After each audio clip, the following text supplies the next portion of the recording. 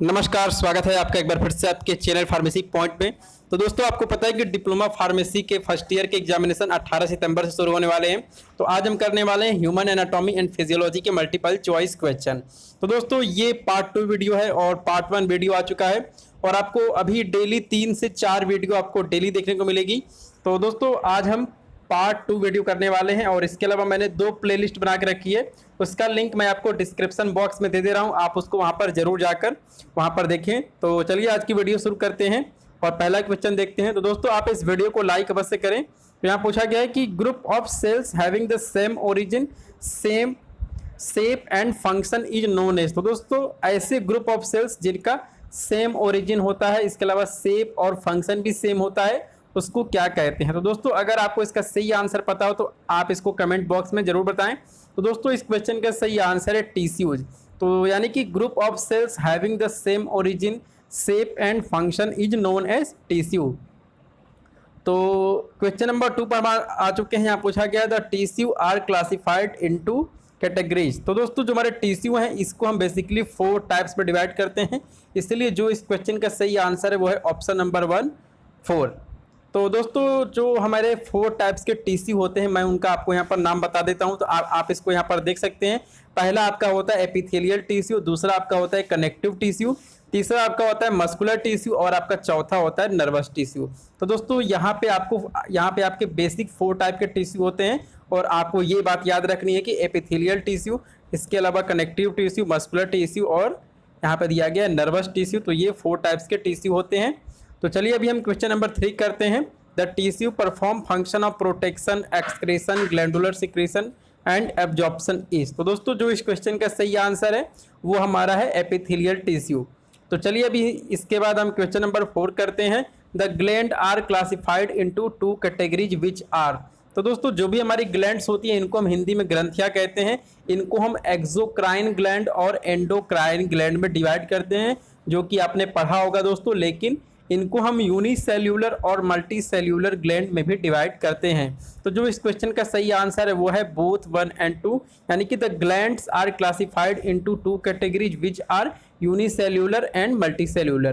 तो चलिए दोस्तों इसके बाद हम क्वेश्चन नंबर 5 कर लेते हैं और यहाँ पूछा गया है कि gland that can not contain a duct is called. तो दोस्तों जो भी हमारी ग्लैंड्स हैं ये आपके 2 टाइप की होती हैं। पहला आपका होता है एंडोक्राइन ग्लैंड और दूसरा आपका होता है एक्सोक्राइन ग्लैंड। तो दोस्तों जो आपका एंडोक्राइन ग्लैंड होता है इससे हार्मोन्स का सिक्रीशन होता है और जो हमारे एक्सोक्राइन ग्लैंड है दोस्तों इनसे एंजाइम्स का सिक्रीशन होता है। तो जो हमारे एंडोक्राइन ग्लैंड होते हैं दोस्तों इससे हमारे हार्मोन्स निकलते हैं और इसके अंदर कोई भी डक्ट नहीं होती है दोस्तों, इसीलिए हम इसको डक्टलेस ग्लैंड भी कहते हैं। तो यहाँ पूछा गया है gland that can not contain a duct is called. तो इसको हम एंडोक्राइन ग्लैंड कहते हैं या फिर हम इसको डक्टलेस ग्लैंड भी कहते हैं। तो इसको हम डक्टलेस ग्लैंड भी कहते हैं। तो चलिए इसके बाद हम क्वेश्चन नंबर 6 कर लेते हैं। क्वेश्चन नंबर 6 पूछा गया था एंडोक्राइन ग्लैंड सीक्रेट। तो दोस्तों मैंने आपको बताया है कि जो हमारे एक्सोक्राइन ग्लैंड है इनके अंदर डक्ट पाई जाती है और ये एंजाइम का सिक्रीशन करते हैं। तो देखिए आप यहाँ पर ऑप्शंस को देख सकते हैं। इस क्वेश्चन का सही आंसर है एंजाइम्स। तो यहाँ पूछा गया एक्सोक्राइन ग्लैंड सीक्रेट, तो इस क्वेश्चन का सही आंसर क्या है एंजाइम्स। तो चलिए इसके बाद हम क्वेश्चन नंबर 7 करते हैं। यहाँ पूछा गया है tissues that serve to connect or bind together different organ are called. तो दोस्तों यहाँ पूछा गया है कि ऐसे टिश्यू जो कि कनेक्ट करते हैं, बाइंड करते हैं together different organ are called. तो दोस्तों ऐसे टिश्यू जो कि ऑर्गन्स को आपस में कनेक्ट करते हैं या फिर बाइंड करते हैं उनको हम कनेक्टिव टिश्यू कहते हैं। तो देखिए जो इस क्वेश्चन का सही आंसर क्या है वो है कनेक्टिव टिश्यू। तो अभी हम क्वेश्चन नंबर 8 पर आ चुके हैं। यहाँ पूछा गया है कि hardest connective tissue of body is. तो दोस्तों यहाँ पूछा गया है कि hardest connective tissue of body is. तो इस क्वेश्चन का सही आंसर है बोन। तो दोस्तों हार्डेस्ट कनेक्टिव ऑफ टिश्यू क्या होता है, वो होता है बोन होता है। तो चलिए अभी हम क्वेश्चन नंबर 9 करते हैं। The muscles which are our under control is. तो दोस्तों जो भी हमारी बॉडी है इसके अंदर 3 टाइप्स की मसल पाई जाती हैं। पहला आपका कार्डियक मसल, दूसरा वॉलंटरी मसल और तीसरा इनवॉलंटरी मसल। तो दोस्तों यहाँ पर पूछा गया है the muscles which are our under control. तो दोस्तों जो हमारी वॉलंटरी मसल है इनको दोस्तों इसको हम हिंदी में ऐच्छिक मसल भी कहते हैं। तो दोस्तों जो हमारे वॉलंटरी मसल होते हैं ये हमारे कंट्रोल में होते हैं, लेकिन जो हमारे इनवॉलंटरी मसल हैं और इसके अलावा कार्डियक मसल हैं ये हमारे विल पावर में नहीं होता है। तो जो इस क्वेश्चन का सही आंसर है वह है वॉलंटरी मसल, यानी कि the muscles which are our under control is called voluntary muscle. तो चलिए क्वेश्चन नंबर 10 करते हैं। यहाँ पूछा गया है कि cardiac muscles are found in.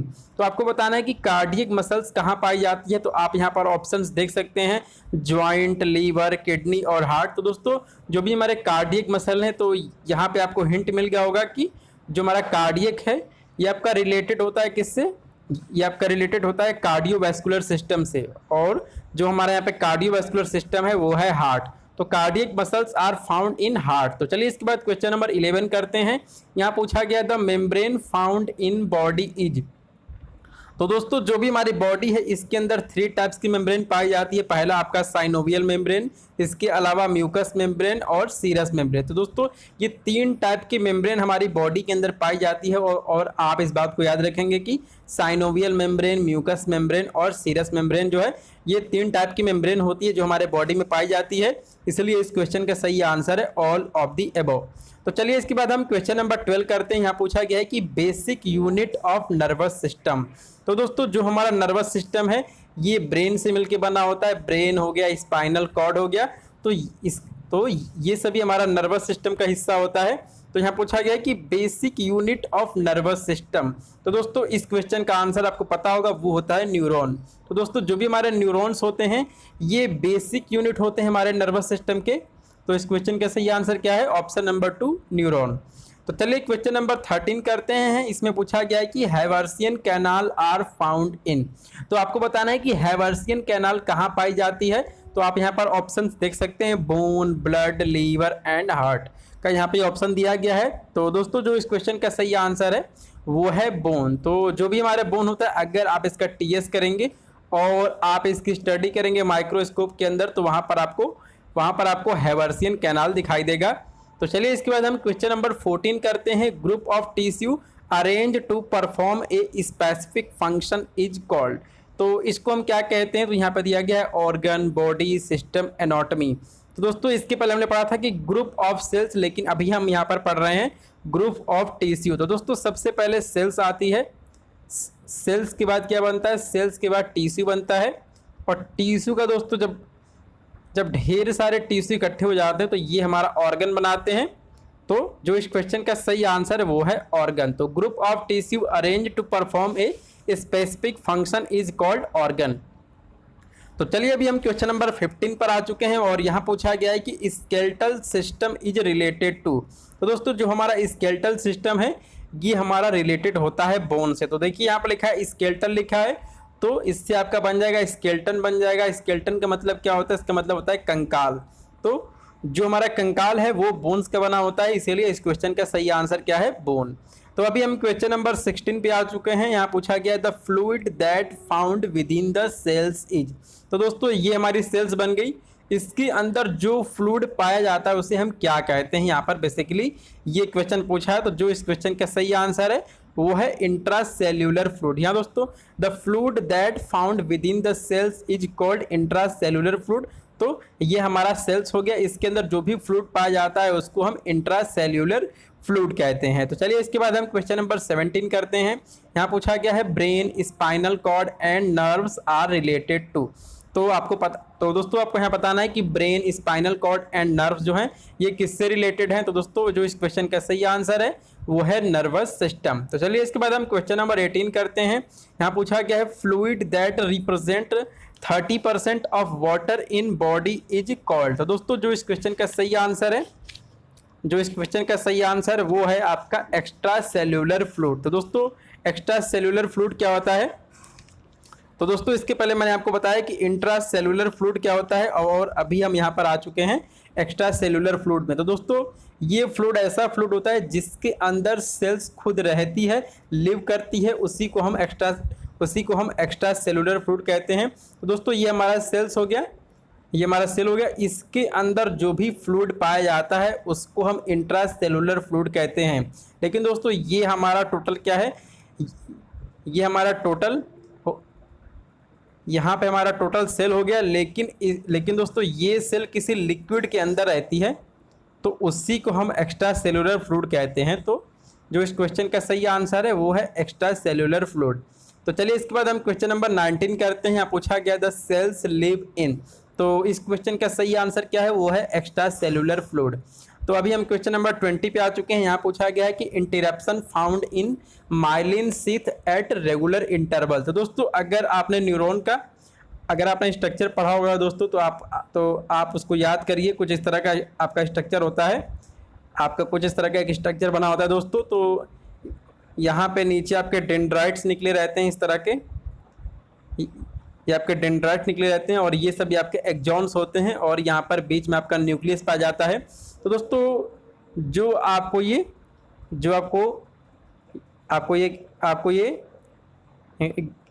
Green colour का दिख रहा है, तो यहाँ पर आपका नोड्स ऑफ दोस्तों, तो यहाँ पर एक शीथ बनी होती है, उसको हम माइलिन शीथ कहते हैं। तो इसके बीच बीच में दोस्तों यहाँ पर लिखा है कि interruption found in myelin sheath, तो इसके बीच में कुछ इंटरप्शन पाया जाता है, उसको हम क्या कहते हैं। तो दोस्तों इसी को हम कहते हैं नोड ऑफ रेनवियर।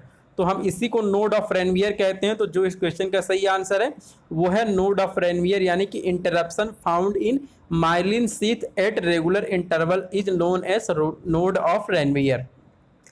तो अभी हम क्वेश्चन नंबर 21 पे आ चुके हैं। यहाँ पूछा गया है कि blood cells are developed in. तो दोस्तों जो भी हमारे ब्लड सेल्स हैं यानी कि आरबीसी हैं वो कहाँ पे डेवलप होती हैं, तो आपको पता है कि वो डेवलप होती हैं रेड बोन मैरो में। तो इस क्वेश्चन का सही आंसर क्या है, वो है रेड बोन मैरो। और दोस्तों जब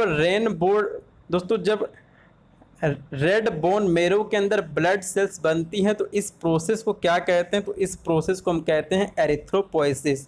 तो इस प्रोसेस को हम क्या कहते हैं, इसे हम कहते हैं एरिथ्रोपोइसिस। तो ये क्वेश्चन भी आपसे पूछा जा सकता है कि अगर ब्लड सेल्स का फॉर्मेशन होता है कहाँ पे, आरबीसी के अंदर, तो उसको हम क्या कहते हैं, तो उसको हम कहते हैं एरिथ्रोपोइसिस।